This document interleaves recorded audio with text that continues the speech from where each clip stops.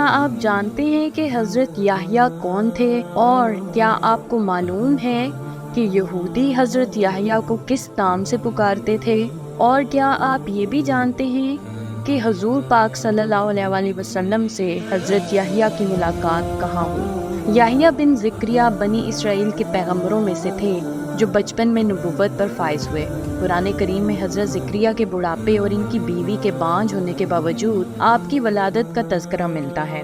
حضرت یحییٰ زہد اور خوف خدا میں بہت زیادہ گریہ اور زاری کرنے میں مشہور تھے۔ شیعہ احادیث میں امام حسین کی شہادت کو آپ کی شہادت، جبکہ بعض ائمہ معصومین کے بچپن میں امامت پر فائز ہونے کو آپ کے بچپن میں نبوت پر فائز ہونے کے ساتھ تشبیہ دی گئی ہے۔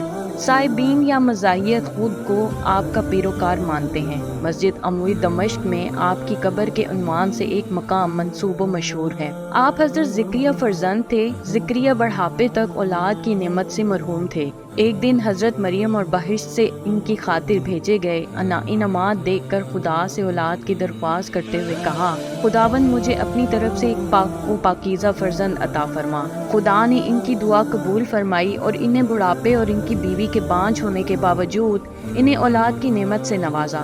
حضرت یحییٰ کی والدہ گرامی کا نام عیشا یا ایزابت تھا، جو حضرت مریم کی خالہ تھیں۔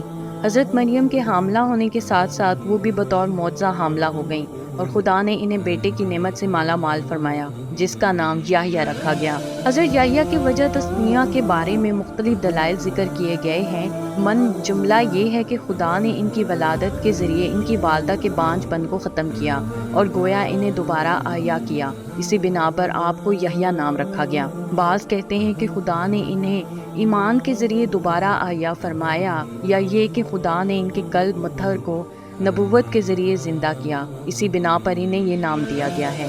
یہ نام آپ سے پہلے کسی کے لیے نہیں رکھا گیا تھا۔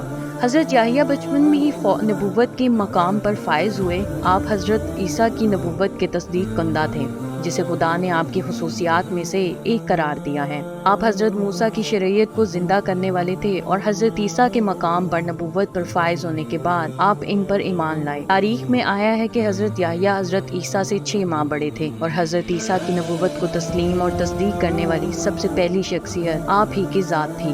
چونکہ آپ لوگوں کے درمیان زہد اور پاک دامنی میں شہرت رکھتے تھے، اس بنا پر آپ لوگوں کو حضرت عیسیٰ کی طرف دعوت دینے میں زیادہ مؤثر واقع ہوئے۔ امام سجاد اپنے والد ماجد سے نقل فرماتے ہیں کہ بنی اسرائیل کا بادشاہ اپنے محارم میں سے کسی ایک کا عاشق ہوا تو وہ اس سے شادی کرنا چاہتا تھا۔ حضرت یحییٰ نے اس کام کی مخالفت کی۔ اس معشوقہ نے اپنی والدہ کے ورلانے پر یہ شرط رکھ دی کہ اگر مجھ سے شادی کرنا چاہتے ہو تو یحییٰ کا سر کاٹ کر میرے سامنے رکھا جائے، اور بنی اسرائیل کے بادشاہ نے حضرت یحییٰ کا سر کاٹ کر ایک سونے کے تشت میں رکھ کر اس کے پاس بھیجا۔ احادیث میں آیا ہے کہ حضرت یحییٰ کا سر قلم کیا گیا تو ان کے خون نے زمین پر گرتے ہی جوش مارنا شروع کر دیا۔ بنی اسرائیل کے قوم نے اس خون پر مٹی ڈال کر چھپانے کی لاکھ کوشش کی، لیکن وہ کامیاب نہ ہوئے اور یہ خون اسی طرح جوش مارتا رہا، یہاں تک کہ بخت النصر بنی اسرائیل کا حاکم بنا اور اس نے بنی اسرائیل کے ہزاروں افراد کو حضرت یحییٰ کے خون کے انتقام میں قتل کیا۔ اس کے بعد خون نے جوش مارنا بند کر دیا۔ احادیث کے مطابق آسمان اور زمین نے امام حسین اور یحییٰ دونوں پر گریہ کیا ہے۔ امام حسین کربلا کے راستے میں حضرت یحییٰ اور ان کی شہادت کو یاد کرتے تھے۔ البتہ بعض احادیث میں آسمان اور زمین کے گریہ کرنے کی تفسیر یوں بیان کی گئی ہے کہ ان دونوں شخصیات کی شہادت پر آسمان سے خون کی بارش ہوئی اور سورج کا رنگ سرخ ہو گیا۔ حضرت علی سے منقول ہے کہ آسمان اور زمین نے فقط 2 شخصیات کے لیے گریہ کیا ہے، اور وہ یحییٰ بن زکریا اور حسین بن علی ہیں۔ منابع میں آپ کے 5 اوصاف کا تذکرہ ملتا ہے: حضرت مسیح پر ایمان، علم و عمل میں سیادت و رہبری کا مقام، صالح پیغمبر، زہد و پارسائی،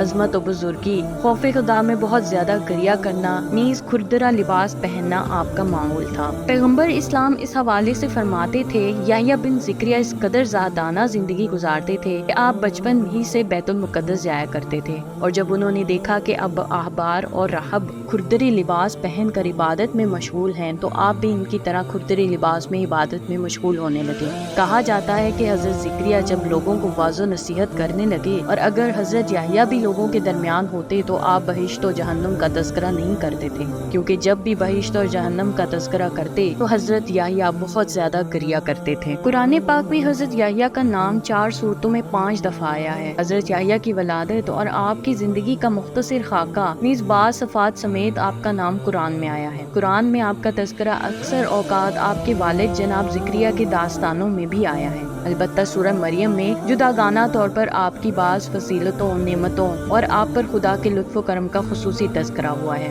خداوند عالم نے قرآن میں آپ کے مقام و منزلت کی طرف یوں اشارہ فرمایا ہے، وَالسَّلَامُ عَلَيْهِ يَوْمَ وُلِدَ وَيَوْمَ يَمُوتُ وَيَوْمَ يَبْعَثُ حَيًّا۔ ترجمہ: ان پر ہمارا سلام جس دن پیدا ہوئے اور جس دن انہیں موت آئی اور جس دن وہ دوبارہ زندہ اٹھائے جائیں گے۔ امام رضا سے منقول ایک حدیث میں آپ نے اس آیت سے استنباط کرتے ہوئے فرمایا ہے کہ خداوند عالم کا ارشاد ہے کہ حضرت یحییٰ 3 موقع یعنی ولادت، موت اور قیامت کے دن امن و ایمان میں ہوں گے، جبکہ دوسرے لوگ ان 3 موقع پر وحشت زدہ ہوں گے۔ انجیل میں حضرت یحییٰ سے متعلق مختلف داستانیں اور حکایات نقل ہوئی ہیں، ان میں سے بہت سی متعلق قرآن کے ساتھ مشترک ہیں۔ حضرت زکریا کو آپ کی ولادت کی خوشخبری کا واقعہ انجیل لوقا میں مفصل ذکر ہوا ہے۔ بعد میں حضرت یحییٰ تعمید دینے والے کے عنوان سے مشہور ہوئے اور آپ لوگوں کو موعظہ کیا کرتے تھے۔ لوگ دور دراز سے ان کے موعظوں کو سننے آتے تھے۔ ایک دفعہ حضرت عیسیٰ اور حضرت یحییٰ کے حواریوں کے درمیان آپ دونوں کی افضلیت پر بحث چھڑ گئی۔ اس موقع پر حضرت یحییٰ کے حواری ان کے یہاں گئے تو آپ ان سے یوں مخاطب ہوئے، ہر ایک کام خدا آسمان سے تعین فرماتا ہے۔ میری ذمہ داری یہ ہے کہ میں عیسیٰ مسیح کے لیے راہ ہموار کروں تاکہ لوگ ان کی طرف آ جائیں۔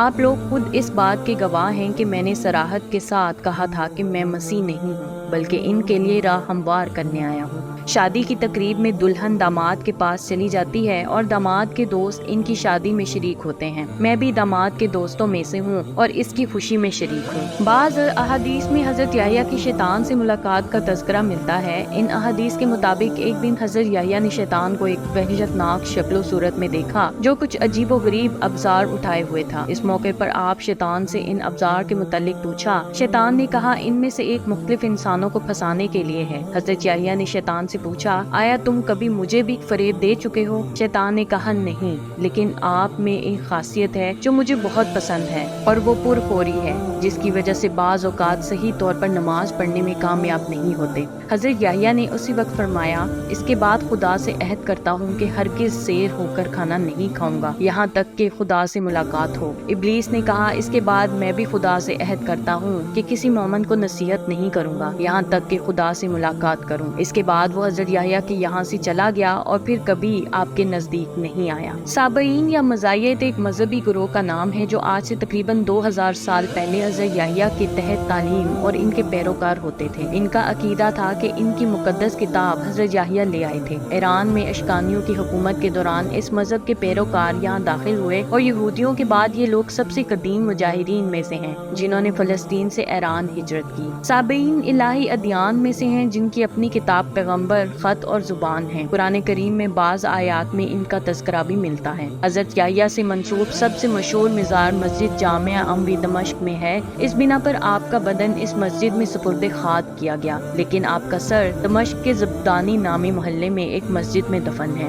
ایک اور نقل کے مطابق بعض مسلمان اور مسیحی اس بات کے معتقد ہیں کہ آپ کا سر سبائستیہ نامی مقام پر ایک مسجد میں دفن ہے جو بیت المقدس کے شمال میں واقع ہے، جسے یہودی شومرون کے نام سے یاد کرتے ہیں۔ مسیحیوں نے بھی آپ کے احترام میں اس مسجد کے ساتھ ایک کلیسیا تعمیر کی ہے جس کا نام یحییٰ تعمید دہندہ رکھا گیا ہے۔ اس طرح کی مزید معلوماتی ویڈیو دیکھنے کے لیے دیکھتے رہیے میرا چینل معلومات۔ میرے چینل کو لائک، سبسکرائب اور شیئر ضرور کیجیے اور ساتھ ہی ساتھ بیل